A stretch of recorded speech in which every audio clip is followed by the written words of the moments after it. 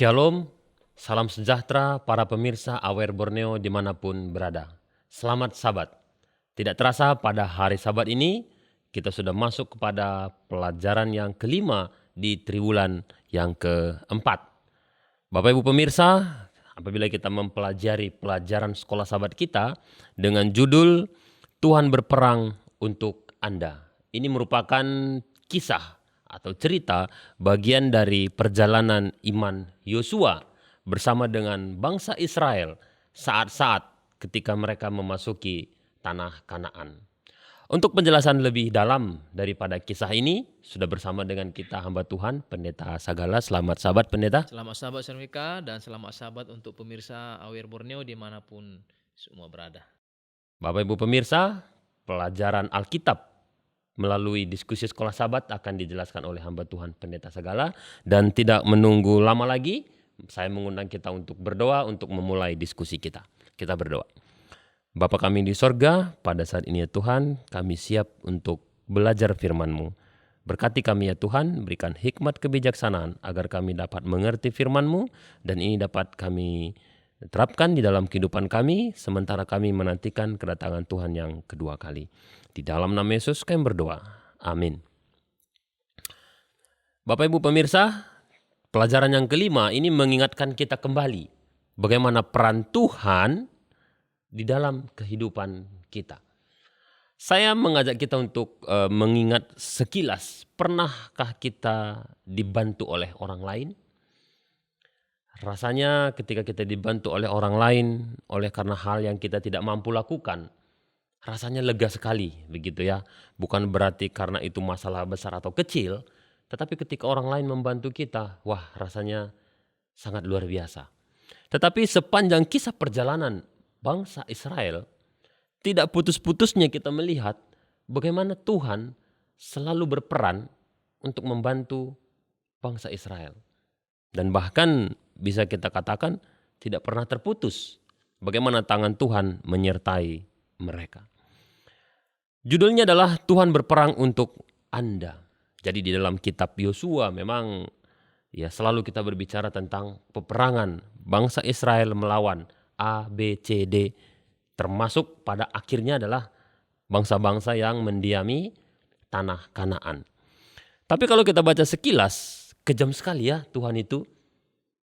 Kok menggunakan bangsa Israel untuk berperang melawan orang-orang yang lain? Nah, itulah yang akan dibahas lebih dalam oleh Pendeta Sagala. Apakah Tuhan ini berperang melawan orangnya atau Tuhan ini berperang melawan karakter yang ada di dalam orang tersebut? Supaya kita tidak salah kaprah. Ayat hafalan kita tertulis di dalam Yosua pasal 10 ayat yang ke-42. Dikatakan, semua raja ini dan negeri mereka telah dikalahkan Yosua sekaligus. Sebab yang berperang untuk orang Israel ialah Tuhan Allah Israel. Bapak Ibu pemirsa, mari kita melihat pelajaran kita. Ketika bisa kita katakan detik-detik bangsa Israel masuk kepada tanah Kanaan. Ada perintah untuk menghabisi bangsa Israel. Apa sebenarnya kesalahan-kesalahan bangsa Israel sehingga Tuhan memberikan perintah untuk menghabisi yang ada di tanah Kanaan itu, Pendeta? Ya, baik, terima kasih ya. Jadi pemirsa, kalau kita belajar pelajaran sekolah Sabat kita ini, jadi ini adalah peristiwa ketika bangsa Israel itu mereka sudah ada di antara ya bangsa-bangsa yang ada di tanah Kanaan gitu ya. Jadi ya saya berpikir bahwa ketika Tuhan telah berjanji akan memberikan kepada mereka itu sebuah tanah perjanjian tanah perjanjian, tanah yang penuh berkat ya, oleh karena kesuburannya digambarkan dengan tanah yang berlimpah susu dan madu ya, itu adalah makanan-makanan yang paling hebat lah pada masa itu gitu ya. Itu artinya tanah Kanaan itu adalah harusnya menjadi tempat yang menyenangkan gitu bagi umat pilihan. Tapi pada faktanya adalah yang ditemui di tanah Kanaan itu, bangsa-bangsa yang berdiam di tanah Kanaan itu, mereka memiliki sebuah kebiasaan yang tidak sejalan dengan prinsip-prinsip Allah. Gitu. Tanah itu adalah tanah yang sangat menjanjikan. Itu adalah tanah yang sangat subur. Itu sebabnya Tuhan bawa bangsa itu ke sana. Ya kan, itu sebabnya dia sebutkan itu adalah tanah perjanjian. Saya pikir segala sesuatu yang dijanjikan Allah, segala sesuatu yang Tuhan berikan kepada umat-umatnya itu adalah selalu yang terbaik. Ya kan? Gitu, termasuk tanah Kanaan ini. Nah, namun karena tanah Kanaan itu bukanlah tanah kosong, sudah ada penduduk sebelumnya di sana. Dan penduduknya itu adalah orang-orang yang tidak sejalan dengan firman Tuhan. Nah, pelajaran kita mengatakan untuk menjaga agar rencana awal Allah membawa bangsa Israel tiba di tanah perjanjian, itu kan tujuannya agar mereka dapat menikmati kehidupan yang lebih baik, yang penuh dengan sukacita, kedamaian, ya, penuh dengan rasa takut dan hormat kepada Allah. Kan itulah tujuannya ketika mereka dibawa ke sana. Supaya mereka boleh menjadi terang, ya kan, bagi bangsa-bangsa di sekeliling mereka ketika mereka tiba di sana. Gitu. Tapi masalahnya adalah orang-orang yang tinggal di tanah Kanaan itu, seperti saya katakan tadi, hidupnya tidak sejalan dengan firman Tuhan. Nah, dan pelajaran kita mengatakan bahwa Allah sangat membenci. Allah sangat membenci, bahkan Alkitab menggunakan istilah jijik, ya. Jadi kalau kalau saya bilang, artinya saya membenci seseorang, gitu ya. Aduh, saya benci sekali lihat orang itu, gitu. Itu dia sedikit berbeda. Pada umumnya sedikit berbeda maknanya kalau kita bilang, aduh saya jijik sekali saya lihat kamu ya. Itu berbeda, dia punya maknanya gitu ya. Lebih dalam jijik. Iya, jadi jijik itu sepertinya lebih dari hanya sekedar membenci gitu. Iya kan, gitu. Nah, dosa-dosa hal-hal yang merupakan kebiasaan hidup orang-orang yang tinggal di tanah Kanaan itu adalah hal-hal yang bukan hanya dibenci oleh Allah, tapi menjijikkan bagi dia, gitu ya, menjijikkan bagi dia. Nah, memangnya itu apa gitu ya? Di dalam pelajaran kita disebutkan ada 4 ayat situ ya, ada Kejadian pasal 15, Imamat pasal 18, Ulangan pasal 18, Esra pasal 9. Ini semua ayat-ayat ini memberitahukan kesalahan-kesalahan orang-orang negeri Kanaan ya, khususnya dalam Imamat pasal 18 ayat 24 sampai 30 itu di sana disebutkan ada praktik-praktik yang sangat menjijikkan yang mereka lakukan, menjijikkan di hadapan Tuhan, yaitu salah satunya adalah pengorbanan anak. Ya, pengorbanan anak. Kemudian ada ramalan, ya, meramal, sihir, ya, tenung, ya, kemudian nuzum, ya, kemudian spiritisme. Nah, ini ya yang dicatat dalam Imamat pasal 18, ya, Ulangan pasal Ulangan pasal 18 ayat 9 sampai 14 ya. Ini hal-hal ini, pengorbanan anak, ramalan, sihir, tenung, nuzum, spiritisme ini yang terdapat dalam kitab Ulangan pasal 18 9 sampai 12 ini adalah hal-hal yang sangat menjijikkan bagi Allah. Kenapa? Karena semua ini dilakukan dalam konteks peribadahan. Gitu.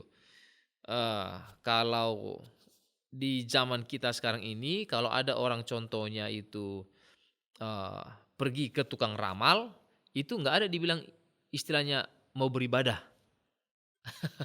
Itu ya, mau beribadah. Ya. Ibadahnya di mana di sana mau meramal gitu, enggak. Bahkan sekarang sembunyi-sembunyi ya pendeta ya? Iya, sembunyi-sembunyi gitu. Nah, tapi pada masa ini ya, ini kita perlu melihat dalam konteks zaman itu ya. Pada masa itu eh, ramalan, nujum, sihir, ya penyembahan anak itu semua masuk dalam sebuah rangkaian peribadahan sehingga itu dilakukan secara terang-terangan gitu. Hmm. Ya, secara terang-terangan gitu. Padahal ya dari apa namanya? eh, dari kisah-kisah kehidupan orang Israel kita tahu lah bagaimana Allah sangat membenci ini kan. Itu sebabnya Sihir, mereka nuzum. dikeluarkan dari Mesir. Iya, betul. Itu Allah itu Hmm. sangat membenci ya, sangat membenci mereka. Ya. Kita ingat itu ketika akhirnya ya nanti kemudian bangsa Israel memilih raja, raja pertama Saul dalam perjalanannya ya bagaimana dia Raja Saul itu membunuh habis semua para petenung yang ada di tanah Israel. Hmm. Ya kan? Gitu. Walaupun pada akhirnya dia yang pergi kan untuk memanggil arwah. Ya. Artinya bahwa tindakan itu adalah hal yang sangat menjijikkan bagi Allah. Nah, inilah yang Allah coba mau bersihkan. Hmm. Ya, sebelum bangsa Israel menduduki tanah perjanjian itu. Ya, jadi Allah mewanti-wanti, ya, mewanti-wanti kesalahan-kesalahan orang Kanaan yang dilakukan itu, ya, itu bisa saja akan mempengaruhi perilaku hidup bangsa Israel karena mereka adalah umat pilihan. Nah, bagaimana umat pilihan padahal eh, perilaku mereka adalah perilaku masyarakat pada umumnya. Nah, mereka akan gagal ya membawa misi Allah itu mereka akan gagal gitu. Karena mereka harusnya membawa misi Allah itu orang itu harus datang dan belajar, melihat. Jadi ketika orang datang kepada mereka, maka orang yang datang itu harus tahu dan dapat mengetahui, merasakan bahwa ada Allah yang hidup dan ada Allah yang benar. Ya, bagaimana ketika saya datang ke tanah perjanjian menemui bangsa Israel, tapi yang saya lihat itu adalah tetap penyembahan berhala, tetap tenung, sihir, nujum dan lain sebagainya. Kan jadi misinya kan nggak tepat gitu. Nah, sehingga supaya misi Allah itu tepat pada sasaran, dia harus bersihkan dulu ini. Dia beritahukan itu kepada bangsa Israel ini, hati-hati dengan hal-hal yang seperti ini. Gitu ya, hati-hati. Karena dalam perjalanan mereka ini pernah terjadi. Iya kan? Dalam perjalanan bangsa Israel dari Mesir menuju tanah Kanan itu ketika mereka singgah di lereng Bukit Sinai itu ketika Musa pergi mengambil 10 hukum ya kan karena terlalu lama menurut mereka kan mereka minta Harun tolong buatkan bagi kita Allah yang bisa kelihatan kan Allah yang kelihatan pemimpin yang kelihatan seperti bangsa-bangsa itu kan seperti bangsa-bangsa. Nah dan cara mereka beribadah itu pun mereka mengikuti bangsa-bangsa itu ya tidak heran karena mereka baru keluar dari Mesir. Ya Itulah kan? yang mereka Itu tiru. mereka lihat di sana. Apa yang mereka lihat? Bahwa penyembahan mereka itu, penyembahan ini adalah peribadahan yang dicampur baurkan dengan perbuatan-perbuatan yang sangat keji di hadapan Tuhan, yaitu perilaku-perilaku melakukan hubungan suami istri, ya kan seks bebas kan dalam di dalam peribadahan itu. Peribadatan. Dan ini juga yang terjadi di Kanaan kan? Gitu. Kalau kita baca ulasan pelajaran sekolah sahabat kita ini ya bahwa bangsa Kanaan itu percaya bahwa kesuburan tanah itu bergantung dari bagaimana dewa-dewi mereka itu ya melakukan hubungan suami istri ya satu dengan yang lain terhadap siapapun yang dia mau gitu ya sehingga untuk menjaga agar tanah itu tetap subur, tetap makmur ya maka bangsa-bangsa Kanaan melakukan hal yang sama dengan harapan ketika dewa-dewi mereka melihat ini orang-orang ini melakukan perbuatan-perbuatan yang tidak senonoh itu, ya kan? Maka dewa-dewi itu akan terpancing untuk melakukan juga sesama mereka di tingkat dewa. Maka kalau itu dilakukan, ya tanah itu menjadi subur, tanah itu menjadi terberkati dan lain sebagainya. Dan inilah yang diwanti-wanti oleh Allah. Hati-hati, ya ketika akan masuk ke sana.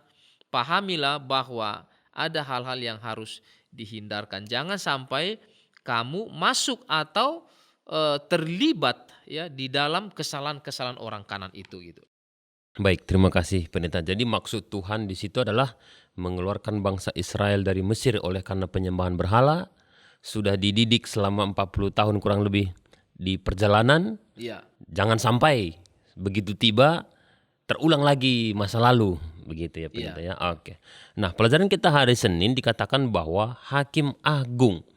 Pertanyaannya adalah kenapa jabatan atau gelar ini dibuat untuk Tuhan?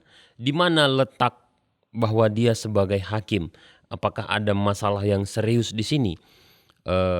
Maksud saya adalah apakah perlakuan Tuhan itu hanya untuk Kanaan atau demikian juga berlaku untuk bangsa Israel? Iya, jadi Hakim Agung ya. Jadi kalau saya pikir dari pelajaran pertama ya sampai pada pelajaran kelima di sahabat ini, ketika berbicara tentang kitab Joshua, kita selalu lebih banyak disuguhkan cerita itu tentang peperangan. Betul. Nah, dan peperangan ini ya, peperangan yang terjadi ini bisa kita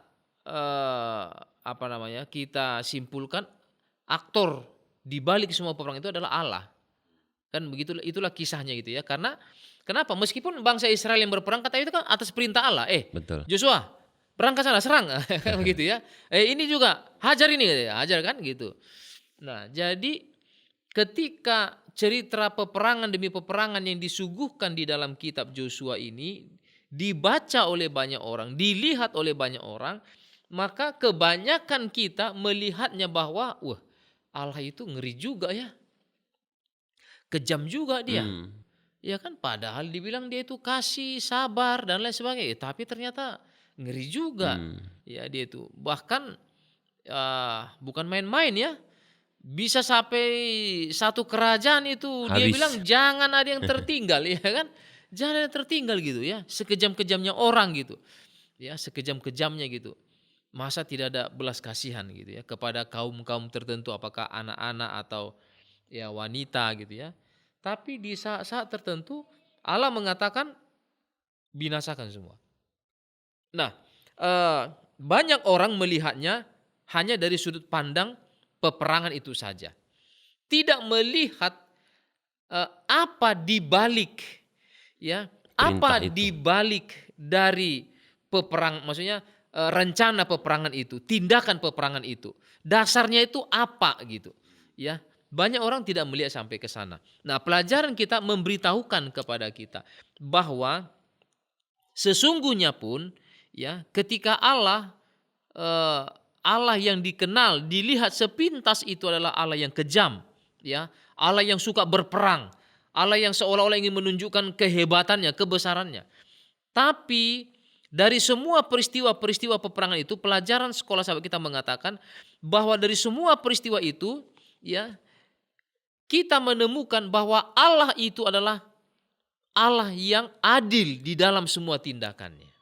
Ketika dia melakukan sebuah tindakan peperangan, dia memiliki dasar yang cukup kuat untuk melakukan itu. Ketika dia memerintahkan Joshua untuk membinasakan sebuah kerajaan, menghancurkan sebuah kerajaan, membunuh banyak orang, itu semua didasarkan pada sebuah dasar yang sangat kuat. Itu sebabnya pelajaran kita melihat dan memberitahukan kepada kita. Dalam hal ini kita harus melihat konteks pada masa itu. Ya, pada masa itu. Nanti kita akan melihat lebih jauh bagaimana atau kenapa Allah ya melakukan hal-hal yang seperti itu. Sebenarnya Allah bukan tidak memberikan kesempatan bagi bangsa Kanaan untuk bertobat. Ya kan? Seperti dosa-dosa bangsa Kanaan itu. Allah bukan tidak memberikan kesempatan bagi mereka untuk meninggalkan itu. Ya, ada cukup banyak waktu yang Tuhan berikan bagi mereka untuk meninggalkan kebiasaan-kebiasaan itu. Tapi kan mereka memilih untuk tidak meninggalkannya. Karena itulah kehidupan mereka. Yang mereka terbiasa dengan hal-hal yang seperti itu. Jadi, apakah untuk hal-hal yang seperti itu kita harus menutup mata? Tentu Allah tidak bisa menutup mata untuk hal-hal yang seperti itu. Ketika batas kesabaran, batas yang telah diberikan untuk masa perubahan dan pertobatan, penyesalan itu melewati batas akhirnya, ya saya pikir, saya juga berpikir bahwa ya sudah, ya yang penting amaran itu sudah diberikan, kesempatan itu sudah diberikan, ya kamu tidak tidak mengindahkannya, ya ini tetap harus dijalankan gitu. Nah, ini yang tidak banyak dilihat oleh banyak pembaca, ya sehingga mereka melihatnya bahwa Allah itu adalah, wah Allah itu nggak adil. Ya sama seperti tuduhan setan ya. Allah itu kejam. Allah itu tidak berperasaan gitu ya. Dia ini arogan ya, dia ingin menunjukkan siapa dirinya, enggak. Ya. Dalam Kejadian pasal 18 ayat 25 dikatakan bahwa dia adalah hakim. Ya. Dia adalah hakim yang menghakimi dengan adil. Ya kan? Dia adalah hakim yang akan menghakimi dengan adil. Ya, di dalam Mazmur pasal 7 ayat 11 dikatakan bahwa Allah itu adalah perisai. Ya, artinya perisai itu berfungsi sebagai pelindung diri. Ya kan? Pelindung diri. Dia pelindung bangsa Israel, melindungi mereka dari kejahatan-kejahatan. Dia juga adalah hakim yang menghakimi dengan adil. Dasar-dasarnya semua jelas. Dalam Mazmur pasal 56 dikatakan Allah sendirilah hakim itu. Ya, Allah sendiri, dan dia menghakimi, dia mengadili di dalam kebenaran. Ya, dalam Mazmur pasal 96 ayat 10 bahwa Allah itu mengadili dalam kebenaran. Ya, karena ada kebenaran di dalam dirinya. Itu sebenarnya disebutkan dia adalah hakim yang agung. Jadi hakim agung ini merujuk kepada dia itu adalah seorang yang adil, dia itu adalah seorang yang setia, adalah seorang yang benar. Jadi ketika dia melakukan tindakan-tindakan itu semua dia lakukan berdasarkan fakta dan kenyataan yang ada, ya, yang tidak bisa mempersalahkan dia dalam sebuah tindakannya itu. Karena Alkitab mencatat bahwa Tuhan itu adalah hakim yang agung, gitu. Jadi dia benar dalam semua tindakannya. Oke, kalau bahasa sekarang terukur begitu ya, Iya, Pendeta, terukur ya. dia dalam semua tindakan-tindakannya. Baik, terima kasih. Selanjutnya Pendeta, lanjutan daripada bahwa Tuhan itu adalah hakim yang agung, di mana tadi kita di awal juga mendapat informasi bahwa perintah itu dari Tuhan. Iya.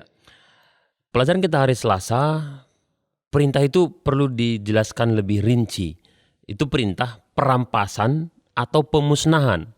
Karena dalam keterangannya dikatakan di sini tujuan awal Allah bagi bangsa Kanaan bukanlah pemusnahan melainkan perampasan. Nah, ini perlu kita lihat lebih jelas apa yang dimaksud dengan perampasan, pemusnahan. Silakan Pendeta. Baik. Jadi berbeda ya perampasan dengan pemusnahan ya. Kalau merampas ini ya merampas ini kan mengambil sesuatu ya. Ambil alih ini. Mengambil alih gitu ya. Pengambilan alih kekuasaan. Betul. Kan gitu kan. Tapi kalau pemusnahan ini kan berakhir. Ini memang mengakhiri ya. Mengakhiri. Ini mengakhiri gitu. Jadi dalam kisah ini pada akhirnya memang bangsa itu kan dimusnahkan. Ya, dimusnahkan. Walaupun tadi bacaan dari pelajaran sekolah sahabat kita mengatakan tujuan awal Allah bagi bangsa Kanaan bukanlah pemusnahan melainkan perampasan. Nah, apa yang mau dirampas dari mereka? Ya kan, tanah itu kan. Betul. Karena itu tempat dijanjikan. itu, ya, karena itu adalah tanah yang sudah dijanjikan. Nah, ketika Allah ingin mengambil alih itu, ya kan? Sebenarnya kan Allah memberikan kesempatan kepada mereka, kalau mereka mau pergi silakan pergi gitu. Ya kan? Betul. Kalau silakan mau pergi gitu. Gitu. Atau satu kali mereka kalau mau tetap tinggal di sana tapi harus mengakui kedaulatan Allah. Mengikuti peraturan Allah. Ikuti peraturannya. Nah, gitu ya, ikuti peraturannya. Nah, kenapa seperti terkesan seperti Allah memaksakan kehendaknya? Tidak juga, karena memang alam semesta ini milik dia. Betul. Kan gitu ya. Jadi suka-suka dia deh, dia mau kasih ke siapa itu, ya itu suka-suka dia gitu. Ya ikuti aturan. Ya kan? Yang menjadi masalah adalah apakah kita yang sekarang ini menempati itu, yang adalah itu hanya hak pakai, ketika si pemilik datang, kita merasa itu milik kita. Sehingga kita mempertahankan tempat itu kan gitu kan. Nah, bangsa Kanaan ini mereka merasa itu milik mereka, mereka mempertahankan tempat itu, mereka tidak mau menyerahkan itu kepada pemilik yang sesungguhnya, karena pemilik yang sesungguhnya itu memiliki sebuah misi, akan membawa sebuah bangsa untuk tinggal di sana, untuk menjadi sebuah kemuliaan. Tapi bangsa Kanaan merasa bahwa itu adalah milik mereka, mereka tidak mau bekerja sama dengan pemilik yang sesungguhnya, ya tanah di mana mereka berada, walaupun Tuhan memberikan kesempatan kepada mereka sebenarnya kan untuk ya pilihannya itu ada gitu. Kalau kau mau tinggal sih sebenarnya nggak apa-apa, bertobat nggak apa-apa gitu. Ya kan karena contoh-contohnya ada kan seperti Rahab, Betul. ya orang Gibeon, ya akhirnya kan mereka tinggal sama-sama gitu. Selama ikuti aturan mainnya atau pergi tinggalkan tempat ini. Hmm. Iya kan? Tapi karena mereka tidak memilih kedua-duanya, mereka tidak mau mengakui, mereka tidak mau mengikuti aturan main, dan mereka juga tidak mau meninggalkan tempat itu. Ya tadinya Allah yang hanya mau mengambil alih tempat itu, karena mereka tidak mau beralih dari sana, tidak mau berangkat dari sana, tidak mau beranjak dari sana, dan karena tempat itu harus segera diambil alih, ya memang pada akhirnya harus dibersihkan. Gitu ya, memang pada akhirnya harus dibersihkan. Nah itulah dia dalam pelajaran kita ini kenapa pada akhirnya Allah eh, apa namanya memusnahkan, Musnahkan. ya memunahkan mereka. Pelajaran kita mengatakan demikian. Perang suci terutama berorientasi pada budaya dan masyarakat Kanan yang korup. Ini kan kehidupan orang Kanan ini kan ngeri ini. Hmm. Iya kan, bukan hanya masalah penyembahan berhalanya, ya tenungnya, sihirnya, nujumnya. Mereka ini juga adalah kehidupan yang korup ya, penuh dengan penipuan dan lain sebagainya. Jadi kehidupan bangsa Kanan itu memang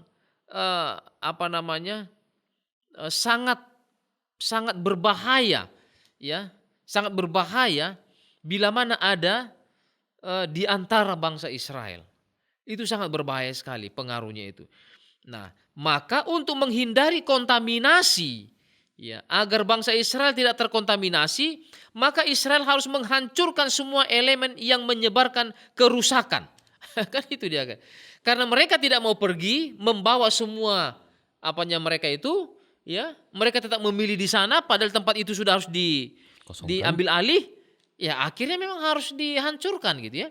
Harus dibinasakan. Ya, semua yang dapat membuat virus, semua yang dapat memberikan pengaruh yang buruk itu harus dibersihkan semua. Ya, kalau tadi mereka mau merubah budaya mereka, tatanan kehidupan mereka di masyarakat berubah, ya saya pikir Tuhan juga akan memberikan kesempatan bagi mereka untuk tinggal bersama-sama seperti bangsa Gibeon. Sebenarnya terbuka pertobatannya Sangat pendeta. terbuka. Karena di situ ada juga kisah Rahab Iya. dan Gibeonit. Iya, sangat terbuka. Ya, sangat terbuka sekali. Gitu. Tapi mereka memilih untuk tetap pada pendiriannya. Gitu ya. Satu-satunya bagian dari penduduk Kanan yang ditakdirkan untuk dimusnahkan adalah mereka yang menarik diri ke dalam kota-kota yang dibentengi, yang dengan keras kepala terus memberontak terhadap rencana Allah bagi orang Israel dan mengeraskan hati mereka. Di dalam kalimat terakhir ya, alinea terakhir pelajaran kita selesai mengatakan analisis terhadap teks-teks Alkitab yang berkaitan dengan penaklukan Kanan mengungkapkan bahwa tujuan awal penaklukan tersebut menyiratkan pengusiran penduduk Kanaan. Sebenarnya mereka hanya mau diusir, ya kan? Usir aja, pergi, supaya kamu jangan mempengaruhi kehidupan umat pilihan yang akan datang ini, gitu ya kan? Namun mayoritas orang Kanaan seperti Firaun Mesir mengeraskan hati mereka. Dengan demikian menjadi satu dengan budaya sedemikian rupa sehingga penghancuran budaya mereka berarti juga harus menghancurkan mereka. Gitu kan? Jadi budaya yang merusak itu sebenarnya itu harus disingkirkan, tapi mereka tidak mau. Itu sudah kehidupan kami katanya. Ya akhirnya mau tidak mau Tuhan harus memerintahkan untuk pemusnahan ya bangsa itu. Kenapa? Karena tanah itu harus segera diduduki. Oke, baik. Padahal mereka sudah beri kesempatan untuk bertobat, begitu ya Pak? Ya cukup, sangat cukup waktu yang Tuhan untuk berikan bertobat. untuk mereka bertobat ya Mhm. dari semua kesalahan-kesalahan mereka gitu. Oke, baik. Pelajaran kita hari Kamis Pendeta ini mungkin agak sedikit terbalik daripada kisah-kisah yang kita belajar di kisah Yosua tentang peperangan, peperangan dan peperangan. Dikatakan bahwa ternyata Tuhan itu adalah Sang Raja Damai. Nah, ini perlu kita lihat lebih dalam di mana sebenarnya letak kedamaian sehingga Tuhan itu juga disebut adalah Raja Damai, Pendeta. Supaya kita tidak salah kaprah. Baik, perlu kita pahami bahwa benar kalimat ini, Allah itu adalah Raja Damai. Mhm. Ya, dia adalah Raja Damai. Tujuan, ini. Kenapa terjadi peperangan? Karena nggak bisa dengan baik-baik dibicarakan. Gitu. Ya kan? Betul. Awalnya kan baik, kan Allah itu kan juga tidak ujuk-ujuk datang langsung serang habis gitu kan, nggak juga begitu kan, dikasih kesempatan ya.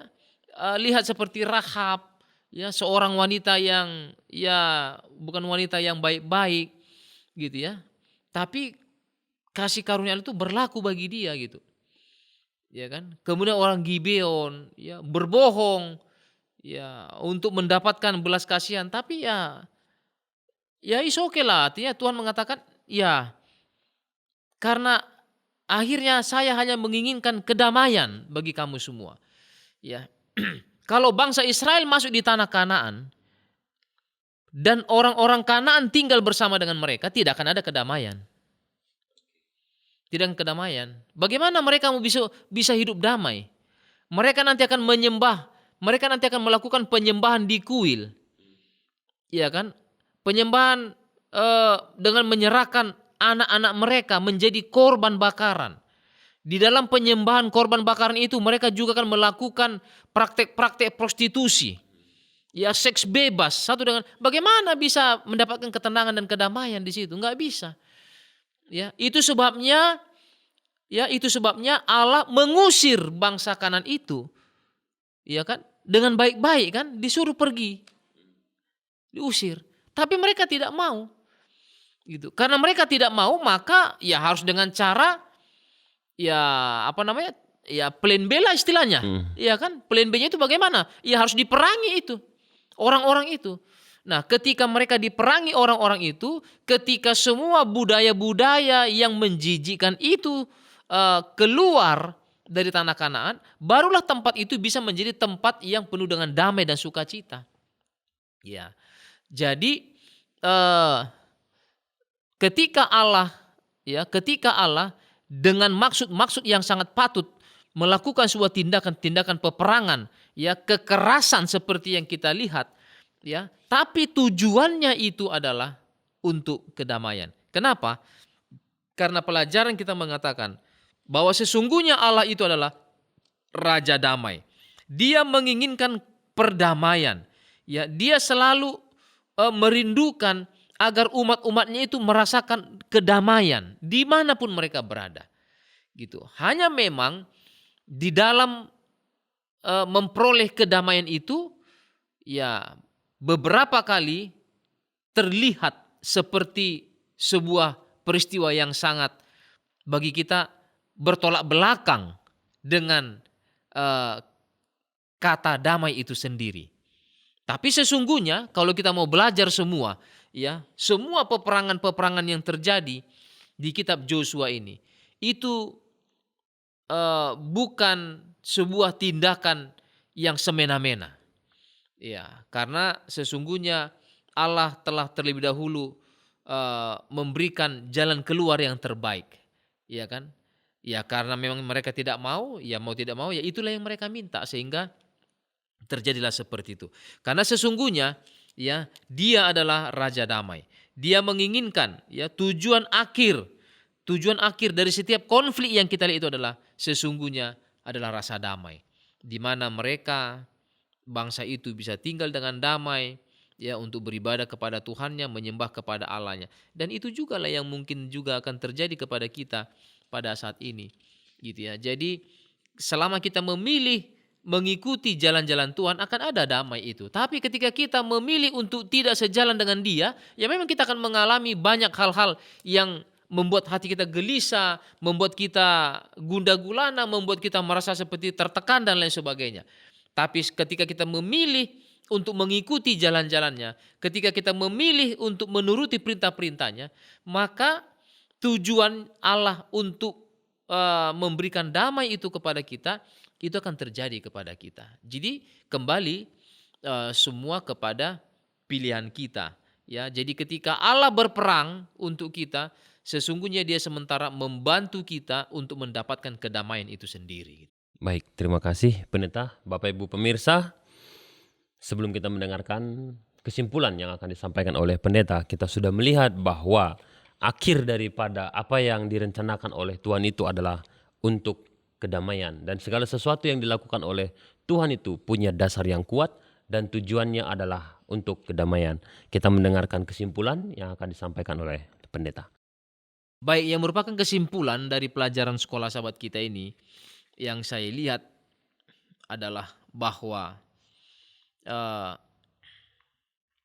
Allah dalam melakukan setiap penghukumannya itu, ya, itu bukanlah semena-mena.